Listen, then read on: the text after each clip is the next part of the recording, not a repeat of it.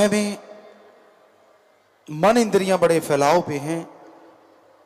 इंसान सोचता कुछ और है, हो जाता कुछ और है, और कई बार अंदर कुछ और होता है, बाहर कुछ और होता है। ये आम सी बात हो गई है। यह दोगलापन, यह दोगली नीति कलयुग की नीति है, और इसमें सब लोग इसी को फॉलो किए जा रहे हैं। मन का काम सब्ज बाग दिखाना है, मन का काम मालिक से दूर ले जाना है, मन का काम भटकाना है। और मन है क्या, कहां रहता है? आदमी के दिमाग को जो नेगेटिव गलत विचार देते हैं, दूसरे शब्दों में जो नेगेटिविटी या बुरे ख्यालात आते हैं, उसे ही मन की सोच कहा जाता है। और जो पॉजिटिव अच्छे विचार आते हैं, उसे आत्मा की सोच या आत्मा के विचार कहे जाते हैं।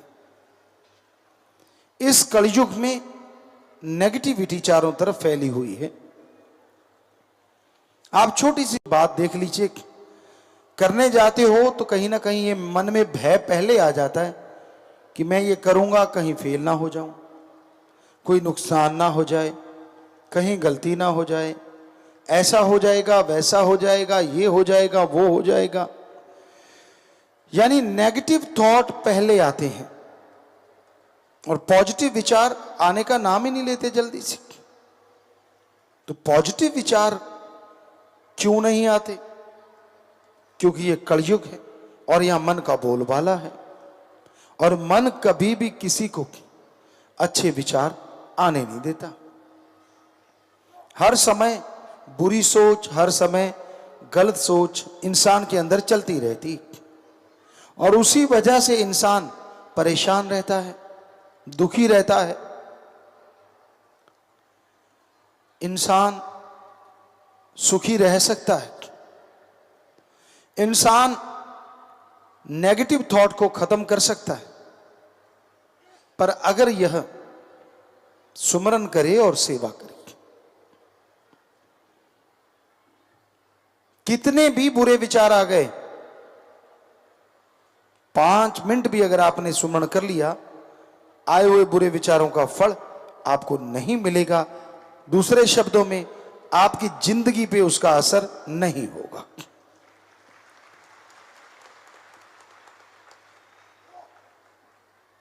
पर ख्याल रखो, नेगेटिव विचार आ गए, अगर उसको फॉलो करने लग गए, आप उनके अनुसार चलने लग गए, तो जिंदगी पे इसका असर लाजमी होता है। आप सोचते होंगे दुनिया में कितने के लोग हैं जो इसकी परवाह करते हैं। पूरे वर्ल्ड में लोग परवाह ही नहीं करते। वो तो रोज दिनचर्या उनकी प्लानिंग होती है, वो उसके अनुसार चलते रहते हैं। कईयों की कोई प्लानिंग नहीं होती, जो दिखा, जो जैसा मिला वैसा ही कर डालते हैं। तरह तरह की बातें चलती रहती है, तरह तरह की बातें आती रहती हैं। तो ये क्या है? वो लोग खुश हैं, वो भी तो सुखी हैं। ये आपका भ्रम है। सबसे ज्यादा सुसाइड का, सबसे ज्यादा नेगेटिविटी का शिकार वही लोग होते हैं जो ऐसा करते रहते हैं, जिनके अंदर ऐसे विचार चलते रहते हैं। दिखने में तो कहते हैं धरती बड़ी सुंदर लग रही होती है, पर पता नहीं जब कब भूकंप आ जाए। तो उसी तरह बाहर से जो दिखता है, कई बार अंदर वो होता नहीं, और अंदर जो होता है बाहर आता नहीं। इस दुनिया में लोग इतने शातिर पढ़ लिख के या किसी भी तरीके से मानो कि वो अपने अंदर की बात बाहर आने नहीं देते, और जिनके अंदर की बाहर आ जाती है वो छुपा नहीं पाते। पर आज बड़े मास्टरमाइंड हैं, बड़े तेज लोग हैं, वो दिखाते कुछ और हैं, होते कुछ और हैं। बहुत कम लोग होते हैं जो जैसे होते हैं वैसे दिखते हैं। मतलब जो उनके दिलो दिमाग में बात होती है वही वो कहते हैं। ऐसे बहुत कम लोग होते हैं, वरना लोगों को आज बनावटीपन की बीमारी लगी हुई है। दिखावा कुछ अलग होता है, बोलचाल कुछ अलग होती है और अंदर की सोच कुछ अलग होती है। इंसान के अंदर जो चलता है वही इंसान को खुशी और टेंशन देता है। कोई एक बात आपके अंदर कंटिन्यू लगातार नेगेटिव चलती रहती है तो आपके दिमाग पे टेंशन बढ़ती है। उदाहरण के तौर पे कोई बहुत ही बोरिंग बात आपको सुनाता है, बहुत ही जिसमें आपकी रुचि नहीं, वो वाली बात आपको लगातार सुनाता है, तो आप क्या कहते हो? सादे से शब्द यार पका दिया। वैसे माइंड भी आपका पक जाता है जब एक नेगेटिव बात को लेके आप बार बार रगड़ते रहते हो, हाय हाय ऐसा हाय, तो माइंड कहता है यार पका दिया। और उसका पकाना मतलब टेंशन को लाना है। यही है सच्चाई। चाहे आप साइंस पढ़ लीजिए, चाहे रूहानियत पढ़ लीजिए, हकीकत तो यही है। कोई भी एक बात को लेके आप बारंबार बारंबार रगड़ा रगड़ी करते रहते हैं, वो नेगेटिव विचार को छोड़ते ही नहीं, तो टेंशन हो जाती है। पर अपने आप थोड़ी ना छोड़ती है ऐसी बातें।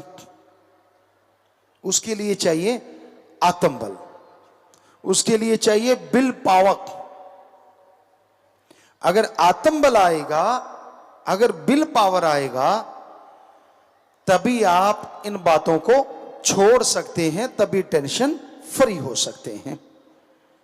वरना मन का तो काम है छोटी छोटी बात बताना, अंदर पैदा करना और टेंशन लेके आना। अब राम नाम में कोई आया है, छींक आ गई तो मन कहता है छींक आई तो आई क्यों? मैं तो यार भक्ति में आया था, मुझे जुकाम क्यों लग गया, मेरा सिर क्यों दर्द हुआ? क्या कोई गारंटी लिखी होती है कि आप राम नाम में आएंगे तो ये नहीं होगा? दुनिया में रहते हो तब तो नहीं उलाहना देते। ये सब आपकी वजह से भी तो हो सकता है। आपने खान पान में कुछ ऐसा ले लिया हो, शरीर को इस तरह का बना रखा हो, जो गर्मी सर्दी जैसे चेंज होता है तो नेचुरली वैसा हो जाता है। हाँ, राम नाम के निरंतर जाप से यह गारंटेड है कि आने वाले पहाड़ जैसी बीमारियां कंकर में बदल जाया करती हैं। हमने 6 करोड़ लोगों को गुरुमंत्र बताया और करोड़ों लोग उसमें बताते हैं कि उनके साथ ऐसा अनुभव होता है। बहुतों ने तो ये दिखाया, कागज लेके आए कि 4थे स्टेज का कैंसर था, राम नाम से जुड़ गए, दिन रात राम का नाम जपा और दोबारा जाके चेकअप करवाया तो वो कैंसर नाम की कोई चीज ही नहीं थी। डॉक्टर हैरान थे कि ये तू है या कोई और, लेकिन वो जानते थे कि इतनी बार चेकअप करवाया आदमी तो वही है, रिपोर्ट भी उनकी बनाई हुई थी। ये कैसे पॉसिबल है? क्या ऐसा हो सकता है? सकता तो हो ना, अगर देखा ना हो। जब लोग सामने आके रिपोर्ट लेके खड़े हो जाते तो उसमें दो राय या किंतु परंतु करने का तो कोई मतलब ही नहीं है। साइंस को प्रूफ चाहिए और वो प्रूफ सामने है। सब रिपोर्टों में पॉजिटिव था, 4th स्टेज का कैंसर, 3rd स्टेज का कैंसर। लेकिन किया क्या उन्होंने? दवाई तो चल रही थी, पहले भी चल रही थी, कोई फर्क नहीं था, लेकिन राम का नाम जपा महीना 15 दिन और जाके चेकअप करवाया तो उस जड़ से खत्म हो गया। ये कैसे पॉसिबल है? साइंस के लिए नहीं, लेकिन भगवान के लिए चुटकी में पॉसिबल है। वो 2 बूंद से अगर आदमी को बना सकता है तो उसी के शरीर में से किसी रोग को लगाना, हटाना, उसके लिए तो ऐसे है जैसे मक्खन से बाल निकालना। मक्खन से बाल निकाल दो, वो वैसे का वैसा दिखता ही नहीं, पिघला हुआ मक्खन हो। तो ये शक्तियों का नजारा हमने यहां पे करोड़ों लोगों के साथ होते देखा है। आपको यकीन नहीं आता तो यहां जितने लोग बैठे हैं, पता नहीं कितनों के साथ ऐसा हुआ है, वो हाथ खड़ा करके जरूर बताएं सच्चे दिल से। आप देख सकते हैं कोई भी नया सज्जन, हमने कुछ नहीं कहा, हमने ये कहा कि अपना अनुभव, हमने इनको पढ़ाया नहीं पहले, क्योंकि हम कौन सा पैसे लेते हैं। तो हाथ नीचे कर लीजिए। आप कहीं भी दे सकते हैं, लाखों बैठे हैं, हजारों बैठे हैं, तो सबके सब हजारों के हजार ये कह रहे हैं कि हां ऐसा हमारे साथ हुआ। बाई चांस नहीं होता, ये भुलेखा नहीं होता। किसी की जिंदगी बच जाए उसके लिए भुलेखा कैसे है? यहां ऐसे ऐसे डॉक्टर साहबान आते हैं जिनके खुद के साथ ऐसा ऐसा अनुभव हुआ है। अब वो तो साइंस को मानने वाले हैं, पढ़े लिखे डॉक्टर हैं, बहुत सारे डॉक्टरों के साथ ऐसा हुआ, वो क्यों झूठ बोलेंगे भाई? हम अपनी बड़ाई नहीं करते, ये सारी बड़ाई उस ओंकार ओम हरि अल्लाह वाहिगुरु राम की है, जिसका नाम आप लोग जगते हैं, जाप करते हैं और हाथों हाथ रिजल्ट आता चला जाता है। फकीर संत तो एज ए टीचर होता है, और टीचर खड़ा होकर क्यों पढ़ाता है? उसकी वजह होती, क्यों? क्योंकि अगर वो खड़ा नहीं होगा तो पीछे बच्चों को दिखेगा नहीं, और जब तक प्रवक्ता दिखता नहीं है, बोलने वाला दिखता नहीं है, लोग देखना चाहते हैं। तो इसलिए ऊंची जगह पे बैठ के हमें बोलना पड़ता है, वरना हमें ऐसा कुछ नहीं है कि हम आपसे ऊंचे बैठे हैं। हम तो आपकी जुतियों में भी बैठने को तैयार हैं, हम तो चौकीदार हैं भाई। लेकिन आवाज ऊंची जगह लगा के देखेंगे तो लोग खड़े नहीं होंगे। अगर हम नीचे बैठ के आप खड़े होके देखे कौन है, कहां से बोल रहा है, कैसा है, ये आदमी की फितरत है, आदमी की मनोदशा है। तो इसलिए, और दूसरा कारण पवित्र रामायण में लिखा है एक जगह, कलयुग में कोई राम नाम में आके बैठेंगे, उस समय भगवान जी वहां हर किसी को कृपा दृष्टि से नवाज रहे होंगे। तो हम ऊंचे इसलिए भी बैठते हैं कि भगवान जी भी दिखे, और आप लोग जो कलयुग में इस राम नाम में बैठे आप भी हमें दिखे। कई वजह होती है, और कोई ये नहीं, मान बढ़ाई का कोई चक्कर नहीं है। तो सत्संग में चल के जब आप लोग आते हो, ध्यान से सुना जरूर करो। आदमी के दिमाग की शक्ति बड़ी जबरदस्त है। सुपर कंप्यूटर तक बन गए, 5 से 15% हम मान के चलते हैं लोगों ने दिमाग का इस्तेमाल किया, सुपर कंप्यूटर बन गए, मिसाइल बन गई, दुनिया के खात्मे का सामान बन गया। कहीं ये 50% तक ग्राफ चला जाए तो जिंदगी जीने का बहुत ही आसान और बहुत ही आरामदायक पहलू सामने आ जाए, और हर कोई जिंदगी आराम से खुशी खुशी व्यतीत कर सके और बेगम हो जाए। पर यह संभव तभी है ना जब वो ग्राफ 50% तक जाए तो, और जाए भी पॉजिटिव वे से, यानी अच्छाई की तरफ सोचे। और यह संभव तभी है जब आत्म बल बढ़ेगा, विल पावर बढ़ेगा, और आत्म बल बढ़ता है प्रभु का नाम लेने से। जब तक आप प्रभु के नाम का सुमरण नहीं करते, जब तक आप उसके नाम का जाप नहीं करते, तब तक आपका विल पावर नहीं बढ़ता, क्योंकि विल पावर आत्म बल इंसान के अंदर होता है, बाहर से खरीदा नहीं जा सकता। आप सबके अंदर आत्म बल और माइंड की 100% पावर है, कौन कितनी इस्तेमाल करता है ये अलग बात। एक सज्जन था और उससे पूछा गया, सीधा साधा जमींदार था, कि भाई तू ये बता, दिमाग की कीमत चुकानी हो तो कैसे चुकाएगा? तो वो सीधा साधा था, कहने लगे बता। कहता पूछो। कहते बहुत बड़ा ऑफिसर है, बहुत लोग नीचे काम करते हैं, सारी कंपनी की जिम्मेवारी है, कितने, अगर 100 रुपए में माने कितने रुपए देगा? कहता उसको मैं 50 रुपए दे दूंगा। कहता एक प्रवक्ता है या वकील है या बोलने वाला सज्जन है, बोलता ही रहता है, कितने देगा? कहता उसे मैं 25 रुपए दे दूंगा। कहता यार एक इंसान ऐसा है जो बहुत काम तो करता है, बोलता कम है, लेकिन ज्यादा काम ऐसे नहीं करता, उसको, कहता उसको 75 रुपए दे दूंगा।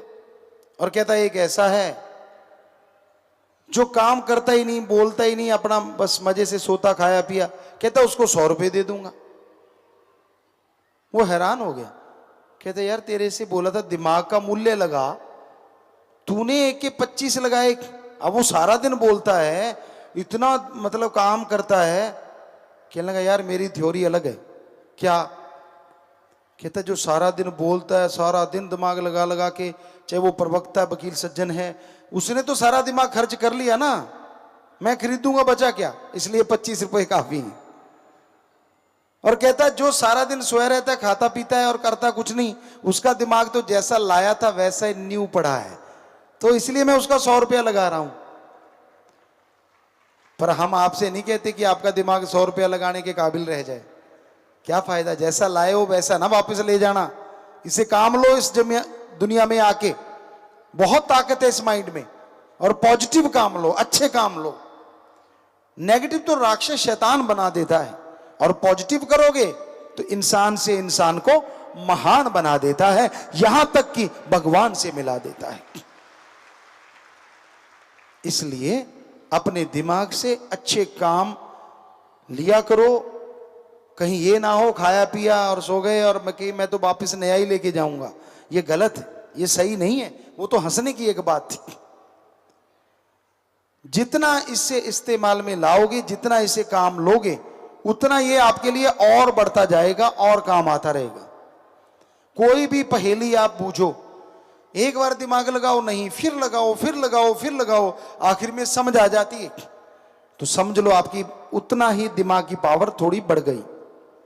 एक बार लगा के छोड़ दिया है, कौन मत्था मारे, क्या फायदा, छोड़। तो जितना है उतना ही है। और सुमरन करो, भक्ति करो, इबादत करो, तो आत्मबल बढ़ने से सोचने की शक्ति बढ़ती है, और सोचने की शक्ति बढ़ने से इस्तेमाल में आप उस शक्ति को ज्यादा लाते हैं, और मालिक की कृपा दृष्टि आप पे ज्यादा बरसती है। फिर आप कभी टेंशन में नहीं आएंगे, कोई चिंता आपको सताएगी नहीं, आप दुखी नहीं होंगे।